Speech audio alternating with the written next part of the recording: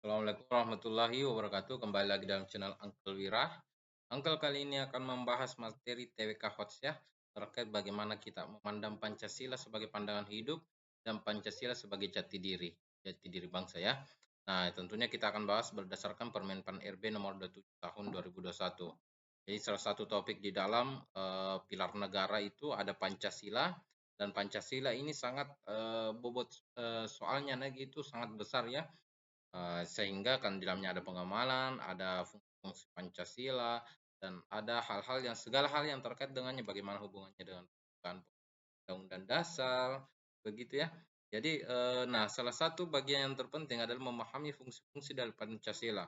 Ada fungsi dari Pancasila itu yang kemudian kita sebut dengan sebagai pandangan hidup dan sebagai jati diri bangsa. Bagaimana sih kita membedakan Pancasila sebagai pandangan hidup dan sebagai jati diri bangsa? Nah, kalau kita berbicara masalah Pancasila sebagai pandangan hidup, berarti kita berbicara bagaimana Pancasila mengarahkan aktivitas kehidupan bermasyarakat warga negara ya. Jadi mengarahkan aktivitas kehidupan bermasyarakat warga negara. Nah, jadi dia berhubungan dengan bagaimana warga negara dalam hidup bermasyarakat, uh, masyarakat uh, berbangsa, berbangsa dan bernegara. Oke, negara. Nah, ini untuk bagaimana pandangan hidup Pancasila sebagai pandangan hidup. Tetapi kalau Pancasila sebagai jati diri bangsa, bagaimana Pancasila menjadi penciri atau pembeda atau segala hal yang terkait dengannya yang bisa menentukan bahwa melalui Pancasila kita bisa mengetahui bagaimana watak karakteristik masyarakat Indonesia. Berarti itu Pancasila sebagai jati diri bangsa. Jadi perbedaan mendasarnya kalau jati diri berarti dia bercerita tentang khasnya ya, berarti ciri atau pembeda. Pembeda. Tapi kalau kita berbicara sebagai pandangan hidup, berarti dia pengarah, pengarah. Ya. Melalui Pancasila, bagaimana cara warga negara menjalani kehidupannya dalam satu bangsa dengan berpegang teguh pada nilai-nilai yang ada di dalam Pancasila. Nah, namun sebelumnya teman-teman bisa subscribe channel ini, like, share, and comment, serta nyalakan lonceng pemberitaannya agar teman-teman senantiasa memperoleh informasi seputar CPNS dari Uncle Wira. Teman-teman juga bisa mengikuti bimbingan belajar dari Uncle Wira dengan cara DM di Instagram Uncle Wira. Di sana kita akan dibimbing berdasarkan kisi-kisi Permen PNB nomor 27 tahun 2021 per pasal, per ayat, per poin sehingga tuntas untuk memahami materi dalam Permen PAN RB nomor 27 tahun 2021. Diajarkan tentang konsep, bagaimana menjawab soal, dan kemudian 2 atau 3 hari sebelum tes teman-teman akan diajar dievaluasi bagaimana kesiapan pengetahuannya, kesiapan strategi, dan kesiapan psikisnya dalam mempersiapkan diri mengikuti tes. Nah, langsung saja kita lihat soal nomor 1. Nah, kita lihat soal nomor 1. Rahmat adalah seorang kuli bangunan. Meski ia seorang kuli bangunan, tetapi ia sempat menyelesaikan pendidikannya hingga sekolah menengah atas. Sejak SMA ia dikenal sebagai anak yang cerdas. Ia dapat memahami materi pembelajaran dengan baik. Karena kecerdasannya, ia selalu memperoleh peringkat 3 besar di kelasnya. Salah satu pelajaran yang paling disenangi adalah pendidikan Pancasila dan kewarganegaraan. Ia sangat senang belajar tentang negara dan bangsa serta segala hal yang terkait dengannya. Namun demikian, di era 1998 terjadi krisis moneter di mana harga-harga melambung tinggi dan daya beli masyarakat menjadi lemah menyebabkan ia tak dapat melanjutkan pendidikan ke jenjang perguruan tinggi. Akan tetapi, kendati ia tidak melanjutkan pendidikan ke jenjang perkuliahan, ia tetap masih mengingat dan menerapkan pelajaran-pelajaran yang pernah ia peroleh di bangku sekolah, tak terkecuali pelajaran PPKN-nya. Sebagian dari hasil pekerjaannya ia sisihkan untuk ditabung karena menurut salah satu prinsip dasar bernegara menurut Pancasila adalah hidup hemat yang tertuang dalam pengamalan sila kelima ya. Sikap yang ditunjukkan oleh Pak Rahmat menunjukkan salah satu fungsi Pancasila, yakni sebenarnya kan fungsi-fungsinya kita sudah tahu, tapi kita ingin menganalisis soal ini. Bagaimana sih Pak Rahmat menjadikan dia gunakan Pancasila sebagai apa? Nah, di sini bagian yang terpenting harus kita buat kata kuncinya di mana sih? Di sini sebagian dari hasil pekerjaannya ia sisihkan untuk ditabung karena menurutnya salah satu prinsip dasar bernegara menurut Pancasila adalah hidup hemat yang tertuang pada pengalaman Pancasila. Jadi salah satu pandangan hidup yang dipegang oleh Pak Rahmat adalah hidup hemat yang ada di sila kelima ya, kelima yang ada di butir kelima. Nah, sikap ini ditunjukkan oleh Pak Rahmat merupakan salah satu fungsi dari Pancasila. Nah, berarti kalau kata kehidupan cara hidup Pak Rahmat dia laksanakan berdasarkan nilai-nilai yang ada dalam Pancasila, berarti Pak Rahmat menjadikan Pancasila sebagai pandangan hidupnya. Oke ya, seperti apa yang kemudian kita tadi jelaskan ya. Jadi intinya adalah segala tata kehidupan masyarakat, kegiatan masyarakat dalam kehidupan bermasyarakat, berbangsa, bernegara, dalam menjalankan aktivitas warga negaranya, ketika dia berpegang kepada nilai-nilai yang ada dalam Pancasila, berarti dia menjadikan Pancasila sebagai pandangan hidup. Jadi begitu ya. Nah, jadi mudah untuk nomor 1 ini. Kemudian kita lihat soal nomor 2. Berdirinya sebuah bangsa dan negara tidak dengan cara yang mudah. Dia harus bertumbuh dari sebuah peradaban yang berkembang dengan baik dalam sebuah masyarakat. Melalui peradaban tersebut tumbuhlah sebuah pegangan hidup yang akan dijadikan sebagai dasar dalam kehidupan berbangsa dan bernegara. Dasar kehidupan inilah yang akan mengarahkan masyarakat untuk dapat mengelola sebuah negara menjadi negara yang besar dan maju.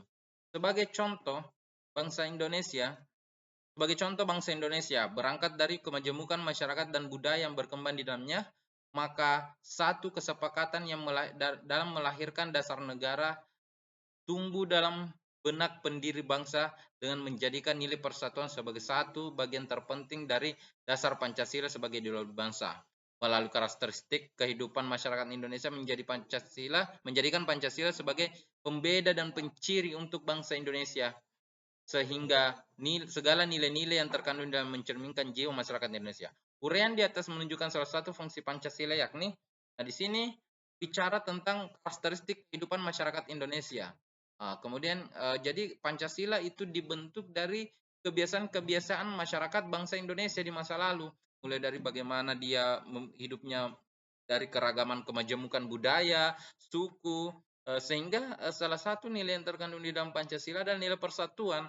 Artinya adanya kemajemukan itu melahirkan satu nilai persatuan, karena kemajemukan itu akan kokoh bila mana dipersatukan ya, dipersatukan. Oleh karena itu di sini kita bisa langsung buat kata kuncinya bahwa kalau Pancasila sebagai pendeba atau penciri, berarti ya berbicara tentang jati diri ya. Artinya jiwa yang sesungguhnya bagi bangsa.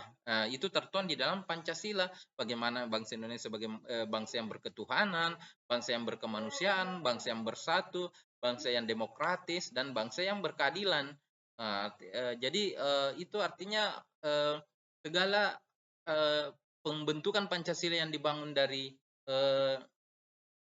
kehidupan asli bangsa Indonesia, itu yang disebut dengan jati diri bangsa Indonesia. Jati diri inilah jadi sehingga Pancasila itu bisa didefinisikan sebagai pembeda atau penciri yang menunjukkan jati diri dari bangsanya sendiri ya. Jadi sebenarnya jelas jawabannya bahwa soal ini menunjukkan bahwa uraian di atas itu menunjukkan salah satu fungsi Pancasila sebagai jati diri bangsa. Jadi sebenarnya pembeda antara jati diri bangsa, bagaimana Pancasila sebagai jati diri ya. Pancasila sebagai jati diri dan pandangan hidup itu sebenarnya sangat berbeda ya. Pandangan hidup itu sangat berbeda. Nah, kalau kita berbicara masalah, jadi semua yang misalnya kalau ada yang di dalam pengembangan Pancasila, itu artinya dia berbicara tentang pandangan hidup. Karena pandangan itu menceritakan tentang cara warga negara mengelola dan dalam kehidupan bermasyarakat, berbangsa dan bernegara ya. Jadi bagaimana warga negara bersikap, berperilaku dengan berpegang teguh pada nilai-nilai Pancasila, berarti itu berbicara tentang pandangan hidup ya. Berperilaku, cara warga negara berperilaku dengan berpegang teguh pada nilai Pancasila. Nilai Pancasila. Berarti pengalaman Pancasila sebetulnya itu adalah pandangan hidup. Kalau kita berbicara pada tataran fungsi dari Pancasila. Tetapi kalau kita berbicara masalah fungsi Pancasila pada persoalan jati diri, maka dia bercerita bagaimana kehidupan asli bangsa Indonesia yang dituangkan dalam nilai-nilai dasar Pancasila. Jadi nilai asli bangsa Indonesia, nilai asli masyarakat Indonesia,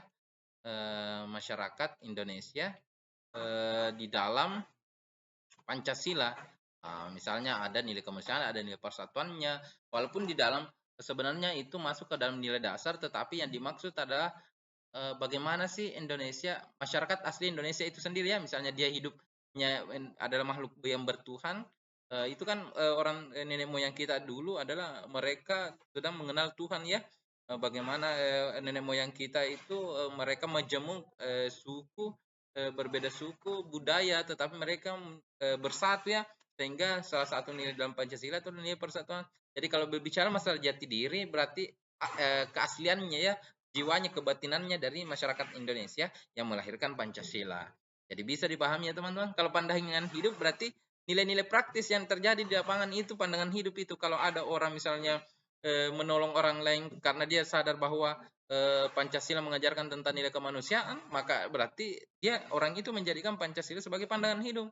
Tetapi kalau ada orang misalnya bersatu karena dari jadi nilai yang ada di Pancasila itu bahwa eh, Pancasila itu bisa menjadi pembeda kita dengan negara lain karena di situ tertuang nilai-nilai asli masyarakat kita, yaitu nilai bertuhan, berkemanusiaan, bersatu, demokratis, dan hidup dalam kehidupan yang sosial ya, bermasyarakat. Jadi itulah bagaimana cara kita memahami tentang jati diri dan pandangan hidup dari nilai-nilai Pancasila. Jadi semoga teman-teman bisa memahami ini. Begitu cara Uncle dalam belajar tentang jati diri dan pandangan hidup. Sehingga kita tidak mesti menghafal, dengan memahami konsepnya kita bisa mengetahui bahwa soal ini masuk di dalam jati diri ataukah soal ini masuk di dalam pandangan hidup. Saya kira teman-teman adalah orang yang hebat, tidak ada yang bisa menghalangi teman-teman untuk menjadi ASN tahun ini kecuali 3 perkara. Ialah semalas dari belajar, lalai terhadap doa, dan sombong terhadap takdir. Oleh karena itu teman-teman harus senantiasa belajar, senantiasa berdoa, dan menyerahkan hasilnya kepada Tuhan Yang Maha Esa. Ingat teman-teman, belajarlah karena ingin tahu, bukan karena ingin tes. Ketika teman-teman lulus, itu buah dari ketulusan teman dalam belajar ya. Jangan pernah berhenti, jangan pernah menyerah, dan jangan pernah putus asa terhadap segala hal yang bisa menghalangi teman-teman untuk menjadi orang yang sukses. Jadi tetap semangat, tetap belajar, jangan pernah lalai dari channel Uncle Wira. Semoga apa yang Uncle berikan memberikan manfaat bagi teman-teman. Sekian dari Uncle Wira. Assalamualaikum warahmatullahi wabarakatuh.